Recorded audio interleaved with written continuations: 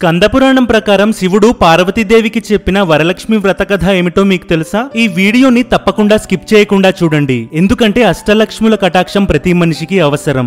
వాళ్ళ గురించి తెలుసుకుంటేనే మనం చేసే ప్రతి పని సక్సెస్ అవుతుంది. అసలు వరలక్ష్మి వ్రతం ఎందుకు చేసుకుంటారు, వ్రత విధానం ఏమిటి, ఇవన్నీ విషయాలు మనం ఈ వీడియోలో కంప్లీట్ గా అర్థం చేసుకుందాం. పద్మాసనే పద్మాకరే సర్వలోకైక పూజితే నారాయణ ప్రియేదేవి సుప్రీతా భవ సర్వదా క్షీరోదార్ణవ సంభూతే కమలే కమలాలయే సుస్థిరా భవమేగేహే సురాసుర నమస్కృతే. ఈ శ్లోకానికి అర్థం ఏమిటంటే, పద్మాసనంలో కూర్చుని పద్మాన్ని చేతుల్లో ధరించి సమస్త లోకాలచే పూజింపబడే నారాయణునికి ఇష్టురాలవైన ఓ దేవి ఎల్లప్పుడూ నన్ను అనుగ్రహించు అని అర్థం. ఒకసారి పార్వతీదేవి శివుడిని అడిగారు, ఏ విధంగా నేను సౌభాగ్యవంతురాలిగా ఉండగలను అని. అప్పుడు శివుడు ఈ వరలక్ష్మి వ్రతాన్ని పార్వతీదేవికి వివరించాడు. స్కందపురాణంలో పేర్కొనబడిన వరలక్ష్మి వ్రత కథ చారుమతి అనే స్త్రీ చుట్టూ తిరుగుతుంది. చారుమతి తన కుటుంబం పట్ల అపారమైన భక్తితో ఉండే గొప్ప స్త్రీ. ఒక రాత్రి ఆమెకు లక్ష్మీదేవి స్వప్నంలో దర్శనమిచ్చి వరలక్ష్మి వ్రతాన్ని ఆచరించమని ఆదేశిస్తుంది. స్త్రీలు శ్రేయస్సు ఐశ్వర్యం పొందేందుకు ఈ వ్రతం ఎంత మంగళప్రదమో చెబుతుంది.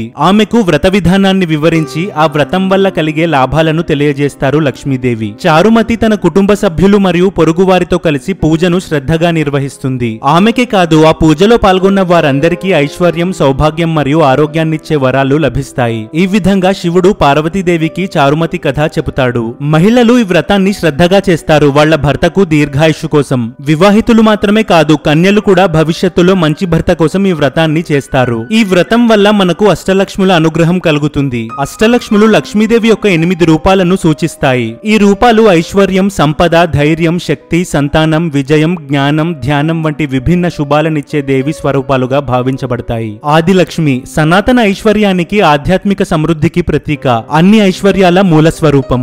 ధనలక్ష్మి భౌతిక సంపద, ధన ప్రసాదానికి ప్రతీక, ఆర్థిక సమృద్ధిని అందించే దైవ స్వరూపం.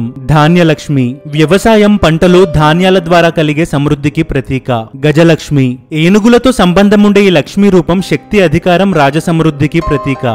సంతానలక్ష్మి సంతాన భాగ్యం, కుటుంబ కళ్యాణం, వంశ పరంపరలకు దీవెనలిచ్చే రూపం. ధైర్యలక్ష్మి కష్టకాలాల్లో ధైర్యంగా ఉండే శక్తి, సహన శక్తిని ప్రసాదిస్తారు అమ్మవారు ఈ రూపంలో. విజయలక్ష్మి ఆధ్యాత్మికంగాను భౌతికంగాను అన్ని కార్యక్రమాల్లో విజయం సాధించేందుకు దీవెనలిచ్చే దేవి. విద్యాలక్ష్మి విద్య, జ్ఞానం, బుద్ధి మరియు విద్యార్థులు అర్థించబడే లక్ష్మీ స్వరూపం ఈ అమ్మవారు. ఈ వ్రతం ఎలా చేసుకోవాలంటే, పండుగ రోజు సూర్యోదయానికి ముందు లేచి స్నానం చేసి శుభ్రమైన వస్త్రాలు ధరించాలి. పూజా స్థలాన్ని మళ్లీ శుభ్రంగా చేసుకుని పుష్పాలు, రంగవల్లులతో అలంకరించాలి. ముందుగా విఘ్నేశ్వరుని పూజ చేసి మంత్రాలతో పూజలు చేయాలి. కలశాన్ని తూర్పు దిశకి ఉంచాలి. కలశం మీద వరలక్ష్మి అమ్మవారిని ప్రతిష్ఠించాలి. అమ్మవారికి పుష్పాలు, పండ్లు లాంటి ప్రసాదాలు అర్పించాలి.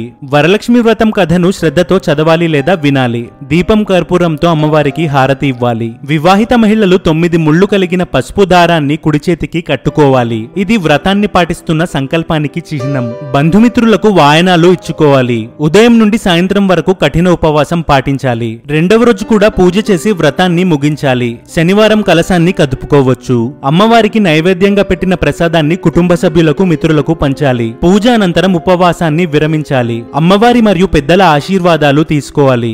ఈ పూజా విధానం ఒక్కో దగ్గర ఒక్కోలాగా జరుగుతుంది. ప్రాంతాలు వేరైనా భక్తి మాత్రం ఒక్కటే. ఇవి వరలక్ష్మి వ్రతానికి సంబంధించిన అద్భుతమైన విషయాలు. మీరు కూడా ఈ వ్రతాన్ని చేసుకుని అష్టలక్ష్ముల ఆశీర్వాదాలు పొందాలని మనస్ఫూర్తిగా కోరుకుంటున్నాం. ఈ వీడియో నచ్చితే లైక్ చేసి కామెంట్స్ లో మీ అభిప్రాయాన్ని తెలపండి. ఇలాంటి మరిన్ని వీడియోస్ కోసం SKG Facts తెలుగు ఛానల్ ని సబ్స్క్రైబ్ చేసుకోండి.